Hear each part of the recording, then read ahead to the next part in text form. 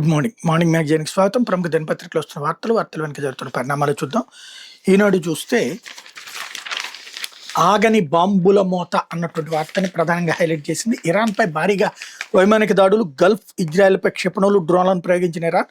Persian గల్ఫ్‌కు వేల మంది America సైనికులు. Iran supreme national security council కార్యదర్శిగా బాగేర్. అమెరికా, ఇజ్రాయెల్, ఇరాన్ యుద్ధంలో దాడులు ఉధృతి తీవ్రమైంది. యుద్ధం ముగింపునికి చర్చలు జరుగుతున్నాయని అమెరికా అధ్యక్షుడు ట్రంప్ చెప్తున్న బాంబుల మోత ఏమాత్రం తగ్గలేదు.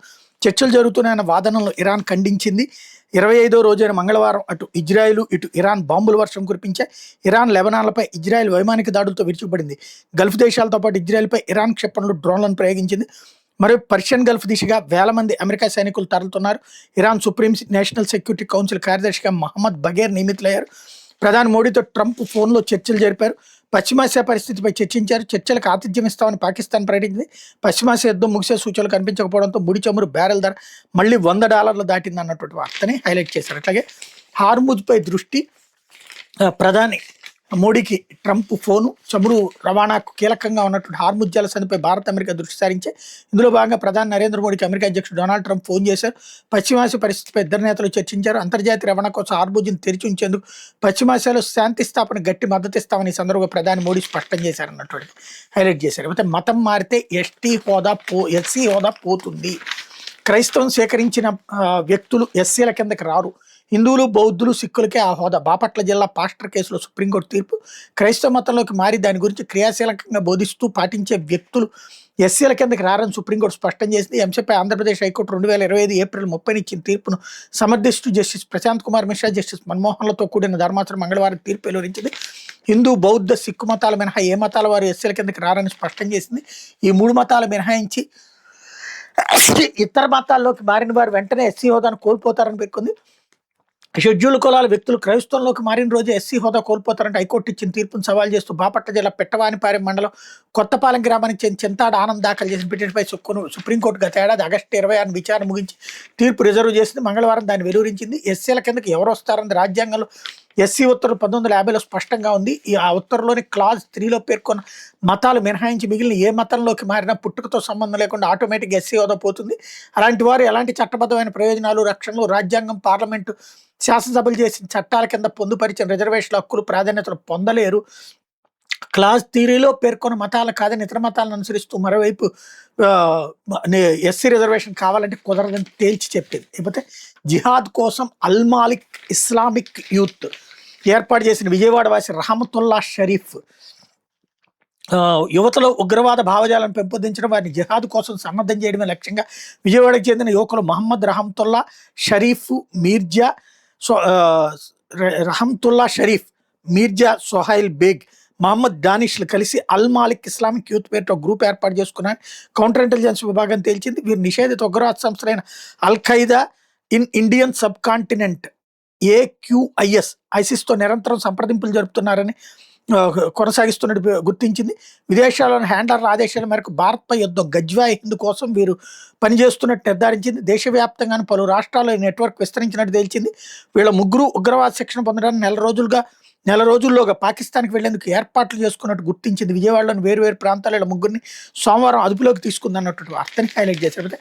మారనున్న రాజకీయ ముఖ చిత్రం అంటూ నియోజకవర్గాల పునర్విభజనతో కీలక మార్పులు, ఓటర్ల సంఖ్యలో అసమానతల్ని సరిచేయొచ్చు, కొత్త నాయకత్వానికి అవకాశం, మహిళలకు చట్టసభలో విస్తృత ప్రాధాన్యం, మంత్రుల సంఖ్య పెరుగుదల, లోక్సభ అసెంబ్లీ నియోజకవర్గాల పునర్విభజించాలని, వాటి సంఖ్య 50% పెంచాలని కేంద్ర ప్రభుత్వం తీసుకున్న నిర్ణయంతో రాష్ట్రంలో భౌగోళికంగా, రాజకీయంగా కీలక మార్పులు చోటు చేసుకుని గతంలో ఉమ్మడి ఆంధ్రప్రదేశ్లో రాజకీయ ప్రయోజనాల కోసం ఇష్టారాజ్యంగా నియోజకవర్గాలు పునర్విభజించారని ఆరోపణలు ఉన్నాయి. వాటిని చక్కదిద్దేందుకు ఓటర్ల సంఖ్య పరంగా రాష్ట్రంలో ప్రస్తుతం కొన్ని నియోజకవర్గాల మధ్య ఉన్న వ్యత్యాసాన్ని సరిదిద్దేందుకు, కొత్త నాయకత్వాన్ని ప్రోత్సహించేందుకు చట్టసభల్లో మహిళలు, యువత, ఎస్సీ, ఎస్టీ, బీసీల ప్రాతినిధ్యం పెరిగేందుకు పునర్విభజన దోహదం చేస్తుంది. నియోజకవర్గాల పరిధి తగ్గడం వల్ల పాలనాపరంగా సౌలభ్యం ఉంటుంది. మంత్రివర్గం సంఖ్య కూడా పెరుగుతుంది.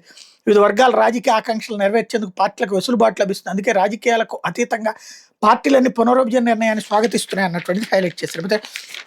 2028 కల్లా ప్రతి ఇంటికి సురక్షిత తాగునీరు. సీఎం చంద్రబాబు వెల్లడి. జేజేఎం 2.0 ఒప్పంద కార్యక్రమంలో వర్చువల్గా పాల్గొన్న ముఖ్యమంత్రి. మహిళల నీటి కష్టాలు తీరనున్న కేంద్ర జలశక్తి మంత్రి సిఆర్ పాటిల్. జల్ జీవన్ మిషన్ జేజేఎంలో భాగంగా 2028 కల్లా గ్రామాల్లో ప్రతి ఇంటికి కుళాయిల ద్వారా సురక్షిత తాగునీరు అందించే లక్ష్యంతో ప్రభుత్వం పనిచేస్తుందని ముఖ్యమంత్రి చంద్రబాబు చెప్పారు. గ్రామీణ తాగునీటి సరఫరా వ్యవస్థలో ఆపరేషన్ మెయింటెనెన్స్ O&Mకి అత్యధిక ప్రాధాన్యం ఇస్తున్నామన్నారు. ఇందుకోసం 2020 సెప్టెంబర్లోనే సమగ్ర విధానాన్ని ప్రకటించినట్టు గుర్తు చేశారు. జేజేఎం 2.0పై ఢిల్లీలో మంగళవారం కేంద్ర రాష్ట్ర ప్రభుత్వాల మధ్య అవగాహన ఒప్పందం కుదిరింది. కార్యక్రమం ముఖ్యమంత్రి చంద్రబాబు క్యాంప్ కార్యాలయం నుంచి వర్చువల్గా పాల్గొని మాట్లాడారన్నటువంటిది హైలైట్ చేశారు. అయితే పారిశ్రామిక రంగానికి భవ్యమైన తోడ్పాటు. దేశంలో 100 భవ్య పార్కులకు ప్రతిపాదన. రాష్ట్రానికి 30 తెచ్చుకునేందుకు ప్రభుత్వం యత్నం. 100 నుంచి 1000 ఎకరాల్లో ఏర్పాటు. రాష్ట్రంలో భవ్య పథకం కింద పారిశ్రామిక పార్కులు ఏర్పాటు కాబోతున్నాయి. కేంద్రం గ్రాంట్గా ఇచ్చే నిధులతో ఒక్కో పార్క్ 500 కోట్లతో అభివృద్ధి చేయనున్నారు. ఈ పథకం కింద దేశవ్యాప్తంగా 100 పారిశ్రామిక పార్కులు అభివృద్ధి చేయాలని department for promotional and industry and international trade నిర్ణయించింది. దీనికి ప్రస్తుతం 33,660 కోట్లు కేటాయించింది. National industrial corridor development corporation nodal ఏజెన్సీకి వివరించబోతుంది. నిక్డిప్ట్ అందులో 30 పార్కులు కేటాయించిన రాష్ట్ర ప్రభుత్వం కేంద్రం ప్రతిపాదనలు అందించింది. 26-27 నుంచి 31-32 మధ్య 6 ఏళ్లలో ప్రాజెక్టు పూర్తి చేయాలన్న లక్ష్యం. పరిశ్రమ ఏర్పాటు ఉద్దేశం నుంచి ఉత్పత్తి దశకు వేగంగా తీసుకెళ్లడం పథకం ప్రధాన లక్ష్యమని అధికారులు పేర్కొన్నారన్నటువంటిది హైలైట్ చేశారు. అయిపోతే డిఎంకేకి సవాల్. ఉక్కిరి బిక్కిరి చేస్తున్న ప్రతిపక్షాల ఆరోపణలు. విజయాన్ని ఎదుర్కొనేందుకు వ్యూహరచన. గట్టి అభ్యర్థుల ఎంపిక కసరత్తు.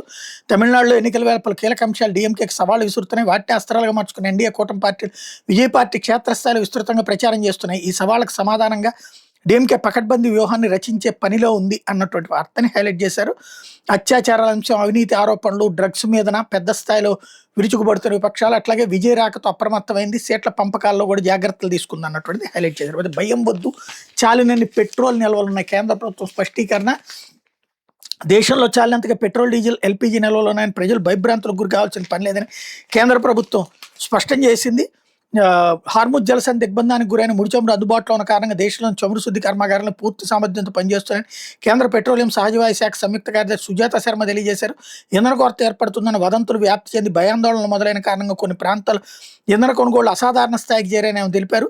అనవసర భయాందోళనకు గురి అధిక పరిమాణంలో ఇంధనాన్ని దాచి ఉంచుకోకుండా ప్రభుత్వం అందిస్తున్న సమాచారాన్ని విశ్వసించాలని సుజాత శర్మ విజ్ఞప్తి చేశారన్నటువంటిది హైలైట్ చేశారు. అయితే అత్యంత కాలుష్య దేశంగా పాకిస్తాన్ 6వ స్థానంలో. భారత్ ప్రపంచంలోని అత్యంత కాలుష్య దేశంగా 2025లో పాకిస్తాన్ నిలిచింది. వాయు నాణ్యతను పర్యవేక్షించే స్విట్జర్లాండ్ సంస్థ ఐక్యూ ఎయిర్ మంగళవారం ఈ మేరకు నివేదిక విడుదల చేసింది. మొత్తం 143 దేశాలు 9,446 నగరాల్లో వాయు నాణ్యత పరీక్షలు నిర్వహించింది. నివేదిక ప్రకారం 130 దేశాలు ప్రపంచ ఆరోగ్య సంస్థ సూచించిన వాయు నాణ్యత ప్రమాణాల అమల్లో విఫలమయ్యాయని ప్రకటించింది. అయితే రైలు టికెట్ల రద్దు నిబంధనల్లో మార్పు. 8 గంటల్లోపు అయితే రిఫండ్ రాదు. రైలు బయలుదేరడానికి 8 గంటలు అంతకంటే తక్కువ వ్యవధిలో టికెట్ను రద్దు చేసుకుంటే ఇకపై ప్రయాణికులకు ఎట్లాంటి మొత్తం చేతికి వాపసు రాదు. ప్రస్తుతం ఇది 4 గంటలుగా ఉంది. రైలు బయలుదేరడానికి 24 గంటల ముందు నుంచి 8 గంటల మధ్య ఎప్పుడైనా టికెట్ను రద్దు చేసుకుంటే 50% మొత్తాన్ని మినహాయించుకుంటారు. ప్రస్తుతం ఇది 12 గంటల నుంచి 24 గంటల వరకు ఉంది. 72 నుంచి 24 గంటల మధ్య టికెట్ రద్దు చేసుకుంటే 20% మొత్తాన్ని మినహాయించుకుంటారు. వివరాలు రైల్వే శాఖ మంత్రి అశ్విని వైష్ణవ్ మంగళవారం ప్రకటించారన్నటువంటిది హైలైట్ చేశారు. ఇకపోతే స్వయం ప్రతిపత్తి. అమెరికాకు దారాదత్తం. లోక్సభలో విపక్షం ఆరోపణ. రాష్ట్రాలు టీమిండియాలో పనిచేయాలి. మోడీ వ్యూహాత్మక స్వయం ప్రతిపత్తిని కేంద్ర ప్రభుత్వం అమెరికాకు దారాదత్తం చేస్తుందని విపక్షం ఆరోపించింది. రూపాయి విలువ దారుణంగా పతనం అవుతున్న దాన్ని నియంత్రించే చర్యలేవి ప్రభుత్వం చేపట్టడం లేదని, విదేశీ ప్రత్యక్ష పెట్టుబడులు, విదేశీ సంస్థాగత పెట్టుబడులు తరపోతున్న పట్టించుకోవడం లేదని విమర్శించింది అన్నటువంటి వార్తని హైలైట్ చేశారు. ఇకపోతే సాక్షి వచ్చేటప్పటికి ఖజానాపై భారం 1,472 కోట్ల రూపాయలు. 2016లో అమరావతి మాస్టర్ ప్లాన్ తయారీ పనులు నామినేషన్పై సింగపూర్ సంస్థకు అప్పగింత. మాస్టర్ ప్లాన్ కోసం సుర్బానా జురాంగ్కి 20.28 కోట్లు చెల్లించడానికి తప్పుపట్టిన కాదు. 220 kV 400 kV విద్యుత్ లైన్లను విస్మరించి మాస్టర్ ప్లాన్ రూపొందించి సింగపూర్ సంస్థ ఇప్పుడు రాజధానిలో వివిధ నిర్మాణాలకు ఆ విద్యుత్ లైన్లు అడ్డంకిగా మారాయంటున్న సిఆర్డీఏ వాటిని మార్చే పనులు 8,98,8.98% అధిక ధరలకు అస్మదీ కాంట్రాక్టులు కట్టబెట్టిన వైను మనోళ్ళకి ఇస్తే మురికివాడి నిర్మిస్తారంటే అప్పట్లో ఇంజనీర్లు అవహేళన చేసిన చంద్రబాబు మాస్టర్ ప్లాన్ల లోపాల వల్ల ఖజానాపై పడిన భారం సంగతి ఏమిటంటున్న నిపుణులు. అంటూ అమరావతి పేరుతో ఒకవైపు అంతులేని అప్పులు, మరోవైపు యథేచ్ఛగా ప్రజాధనం దుర్వినియోగం, రాజధాని నిర్మాణంలో చంద్రబాబు సర్కార్ నిర్వాకాలకి ఇది మరో నిదర్శనం. సింగపూర్ సంస్థ సుర్బానా జురాంగ్ రూపొందించిన రాజధాని మాస్టర్ ప్లాన్లో లోపాల కారణంగా రాష్ట్ర ఖజానాపై 1,472 కోట్ల భారం పడింది. రాజధానిలో 220 kV 400 kV విద్యుత్ లైన్లను విస్మరించి మాస్టర్ ప్లాన్ని రూపొందించారన్నట్టు వార్తని హైలైట్ చేశారు. అయితే వార్డు సచివాలయ ఉద్యోగిపై మూకుమ్మడి దాడి. తిరుపతిలో సిఎన్ ప్రింటర్స్ యజమానుల దాష్టీకం, దీర్ఘకాలికంగా పెండింగ్లో ఉన్న పన్ను బకాయిలు అడగడమే నేరమైంది, దాడికి నిరసనగా రోడ్డుపై బైఠాయించిన సచివాలయ ఉద్యోగులు అన్నటువంటి వార్తను హైలైట్ చేశారు. ఉద్యోగుల పాలిట బాబు పాలన అంటూ ఏదైతే తాజాగా జరుగుతున్నటువంటి గ్రామ వార్డు సచివాలయ ఉద్యోగుల పరిస్థితి మరీ దారుణం. తీవ్ర పనిభారం, చేత్కారాలు, వేధింపులు, ఒత్తిళ్లతో నరకయాతన. అధికార పార్టీ నేతల కబంధ హస్తాల్లో విధులు, దాడులు, దాష్టీకాలకు బలవుతున్న దైన్యం, ప్రజల్లో పలచం చేసేలా సర్కార్ విధానాలు, ఆక్రోశం వెళ్లగక్కుతున్న సచివాలయ ఉద్యోగులు. గత ప్రభుత్వంలో గౌరవప్రద స్థానం, రోజు స్పందన కార్యక్రమంతో ప్రజల్లో మర్యాద మనన, చంద్రబాబు సర్కార్ వచ్చాక స్పందన కార్యక్రమం రద్దు అన్నటువంటిది హైలైట్ చేశారు. ఇకపోతే శాసనసభ స్థానాలు 263కి పెంపు, ఆంధ్రప్రదేశ్లో లోక్సభ స్థానాలు 37 లేదా 38 పెరిగే అవకాశం, పునర్విభజనతో సమూలంగా మానవ నియోజకవర్గాల రూపురేఖలు, పెరగనున్న మంత్రుల కోట, ప్రస్తుతం సీఎంతో కలిపి మంత్రివర్గ సభ్యుల సంఖ్య 26, పునర్విభజన తర్వాత మంత్రివర్గ కోట 39కి పెరిగే ఛాన్స్ అని నియోజకవర్గాల పునర్విభజన కేంద్ర ప్రభుత్వం లైన్ క్లియర్ చేయడంతో శాసనసభ లోక్సభ స్థానాల రూపురేఖలు సమూలంగా మారిపోతాయని రాజకీయ పరిశీలకులు విశ్లేషిస్తున్నారు. దేశంలో లోక్సభ 28 రాష్ట్రాల్లో శాసనసభ స్థానాల పునర్విభజనకు 2011 జనాభా లెక్కల ప్రాతిపదిక గుంపు కొత్తగా 50% స్థానాలు పెంచడం, 33% స్థానాలు మహిళలకు ఇవ్వడం అన్నటువంటిది కీలకమని చెప్తున్నారు అన్నటువంటి వార్తని హైలైట్ చేశారు. అయితే ఫలించిన వైఎస్ఆర్సీపీ ప్రజా పోరాటం, ఆర్జీటీ సంస్థకు ఎఫ్సీఆర్ఏని పునరుద్ధరించిన కేంద్రం, గతేడాది ఏప్రిల్లో ఎఫ్సీఆర్ఏ నిలిపివేత వైఎస్ఆర్సీపీ నేతృత్వంలో ఉవ్వెత్తున ఎగిసిన ప్రజా ఉద్యమం, పోలీసుల ద్వారా అడ్డుకున్న ఆగని ఆందోళనలు, ఎఫ్సీఆర్ఏ పునరుద్ధరణ ప్రజా పోరాటానికి లభించిన విజయం, నిస్సిగ్గుగా క్రెడిట్ చోరీకి చంద్రబాబు లోకేష్ ప్రయత్నాలు అన్నటువంటిది రాసుకొచ్చారు. ఇక్కడ కూటమిలో ఉంది కాబట్టి తొందరగా చేయగలిగారు. నిన్న ఆ ఆర్డీటీ వాళ్లే స్వయంగా వెళ్ళి చంద్రబాబుకి ధన్యవాదాలు చెప్పారు. వీళ్ళ పోరాటాల వల్ల అమిత్ షా ఎక్కడ దిగి వస్తాడు? ఇది సంప్రదింపుల వల్లనే సాధ్యమవుతుంది. ఇకపోతే పాలు కల్తీ చేస్తే ఉరిశిక్ష విధించాలి. రాజ్యసభలో వైఎస్ఆర్ కాంగ్రెస్ పార్లమెంటరీ పార్టీ నేత ఎంపీ వైవి సుబ్బారెడ్డి రాజమహేంద్రవరంలో కల్తీ పాలతో 16 మంది మృత్యుందరిపై ఆవేదన, మృతుల కుటుంబాలకు 10 లక్షల పరిహారం ఇవ్వాలని డిమాండ్ అన్నటువంటి హైలైట్ చేశారు. ఇక్కడెక్కడా కూడా అంత పెద్ద ఇష్యూ ఏది మతపరమైనటువంటి రిజర్వేషన్ల అంశం, మతపరంగా మార్పు వలన దానికి ఎస్సీ ఎస్టీ అట్రాసిటీ చట్టం చెల్లదు అని చెప్పినటువంటి కేసు అయితే ఏదైతే ఉందో, అట్లాగే ఎస్సీలు కారు క్రైస్తవంలోకి మారిందన్న వార్తని సాక్షి ఫ్రంట్ కానీ బ్యాక్ కానీ వేయలేదు. అది స్పెషల్.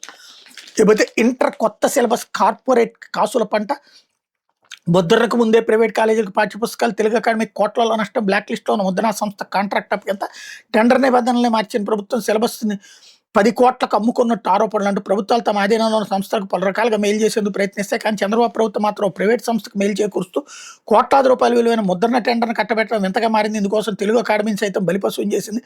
ఈ ప్రక్రియలో మొత్తం 10 కోట్లు చేతులు మారినట్టు తెలుస్తుంది. బ్లాక్ లిస్ట్లో ఉన్న విజిఎస్ ముద్రణ సంస్థ కోసం టెండర్ నిబంధనలు మార్చి ఇంటర్మీడియట్ పుస్తకాల ముద్రణ కాంట్రాక్ట్ అప్పగించారని, ఇందుకోసం విద్యాశాఖ మంత్రి కార్యాలయం నుండి ప్రక్రియ నడిచినట్టు ఆరోపణలు వినిపిస్తున్నాయి అన్నటువంటిది హైలైట్ చేశారు. అయితే ఎంబీబీఎస్ ఫీట ముడి అంటూ చంద్రబాబు పాలనలో విద్యార్థులపై మోయలేని భారం, ఎంబీబీఎస్ 4.5 ఏళ్లు కానీ 5 ఏళ్లకు ఫీజులు వసూలు, ప్రైవేట్ వైద్య కళాశాల కాకుండా టీటీడీ ధార్మిక సంస్థ అదే తీరు.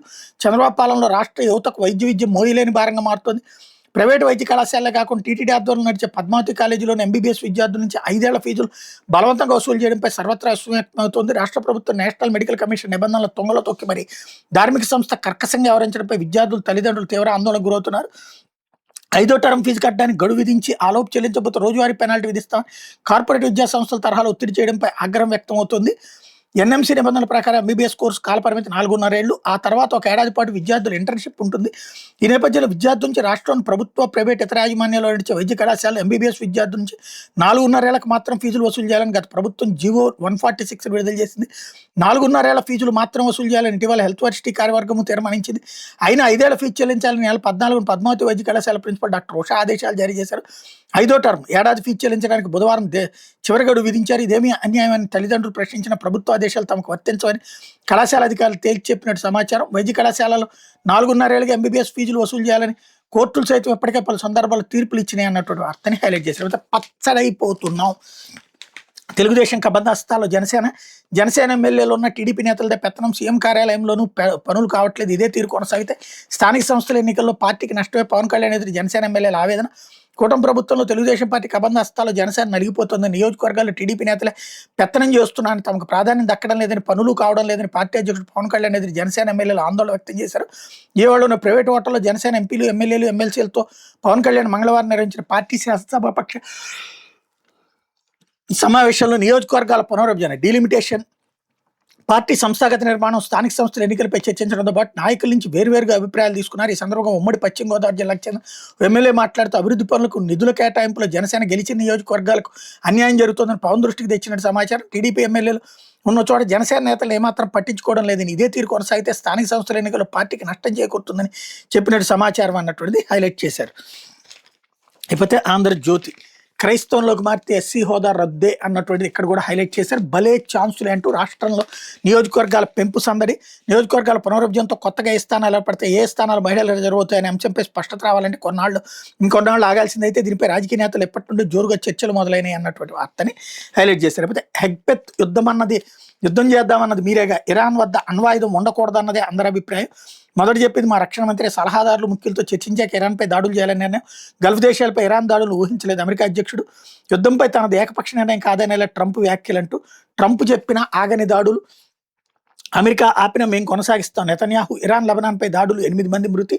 ప్రతిగా ఇజ్రాయెల్ గల్ఫ్ దేశాలపై ఇరాన్ క్షిపణులు. బహ్రెయిన్లో అమెజాన్ డేటా సెంటర్పై దాడి. అలాగే మోడీకి ట్రంప్ ఫోన్ కాల్ అన్నటువంటిది హైలైట్ చేశారు. అయితే పెద్దిరెడ్డి అనుచరుల చేతివాటం, చిత్తూరులో 7 ఎకరాలు స్వాహ.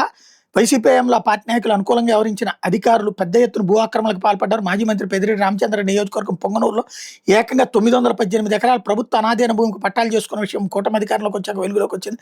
తాజాగా పెద్దిరెడ్డి అనుచరులు జిల్లా కేంద్రం చిత్తూరులో చేసిన భూ కుంభకోణం బయటపడింది. ఆయన ముఖ్యంగా ఓ కాంట్రాక్ట్ సర్వేయర్ మరో సచివాలయ సర్వేయర్తో కలిపి అక్రమాలకు పాల్పడ్డారన్నటువంటి వార్తని హైలైట్ చేశారు. లేకపోతే ధరలు తగ్గాలి, రుణాలు తీరాలి, ప్రజలపై విద్యుత్ భారం తగ్గేలా సంస్కరణ, విద్యుత్ సంస్థల రుణముక్తికి ప్రణాళిక, కొనుగోలుదారు యూనిట్కి ₹4 తగ్గించాలి, ఆవిష్కరణల కోసం ఇంక్యుబేషన్ ఫండ్, ఇన్నోవేషన్లను ప్రోత్సహించేందుకు ఎనర్జీ వర్సిటీ, విద్యుత్ శాఖ సమీక్షలో సీఎం చంద్రబాబు ప్రజలపై విద్యుత్ ఛార్జీల భారం పడకూడదనే లక్ష్యంతో కూట ప్రభుత్వం పనిచేస్తుందని ముఖ్యమంత్రి చంద్రబాబు పేర్కొన్నారు. విద్యుత్ కొనుగోలు ఛార్జీలను తగ్గించే అంశంపై అధికారులు పూర్తి స్థాయిలో దృష్టి పెట్టాలని ఆదేశించారు. విద్యుత్ కొనుగోలు ధరను యూనిట్కి ₹4 తగ్గించడంతో పాటు ప్రజలపై భారం వేయకుండా విద్యుత్ సంస్థలు రుణాలు తీర్చేందుకు కార్యాచరణ చేపట్టాలన్నారు అన్నటువంటిది హైలైట్ చేశారు. అయితే హైటెక్ టెర్రర్ అంటూ సోషల్ మీడియా వేదికగా ఉగ్ర రిక్రూట్మెంట్లు, పెద్ద ఎత్తున గ్రూపులు ఏర్పడుతూ యువతకు వల్ల బిర్యానీ పార్టీల పేరిట పిలిచి ఉగ్రవాద పాఠాలు, రాష్ట్రంలో వరుసగా వెలుగులో కుట్ర కోణాలు. గత ఏడాది ఉత్తరాంధ్ర సీమల అరెస్టులు, తాజాగా బెజవాడలో 3 యువకుల అరెస్ట్, 5 రాష్ట్రాల నెట్వర్క్ ఐఎస్తో లింకులు, లోతైన దర్యాప్తును ప్రత్యేక బృందాల ఏర్పాటు, 6 వరకు రిమాండ్, రాజమండ్రికి తరలింపు. రాష్ట్రంలో 3 ప్రాంతాల పోలీసులకు ఒకప్పుడు 3 రకాల సవాళ్లు విసిరేయి.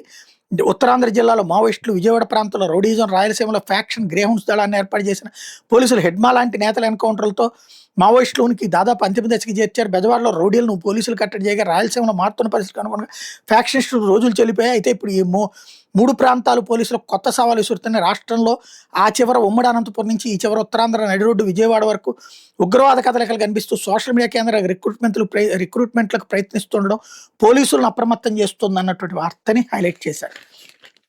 ఇకపోతే గతి శృతి మారుతుంది అంటూ చట్టసభలో మహిళలకు 33%తో గణనీయమైన మార్పులు. లోక్సభలో ప్రస్తుతం మహిళా ఎంపీలు 74 మంది, కోట అమలైతే 180కి పెరగనున్న సంఖ్య. నియోజకవర్గాల పునర్విభజనతో 273కి, అసెంబ్లీల్లోనూ గణనీయంగా అతివల ప్రాతినిధ్యం. ఓబీసీ కోట లేకపోవడంతో సామాజిక న్యాయం ఎండమావేన సవాళ్లు, సందేహాలు అన్నటువంటిది హైలైట్ చేశారు. ఓవరాల్గా అద్భుతమే ఇది, కాకపోతే ఓబీసీ రిజర్వేషన్ కూడా ఉండాలన్నటువంటి కోణాన్ని ప్రొజెక్ట్ చేసుకొచ్చారు. ఇది దినపత్రికలో వచ్చిన వార్తలు వెనకాల జరుగుతున్న పరిణామాలు.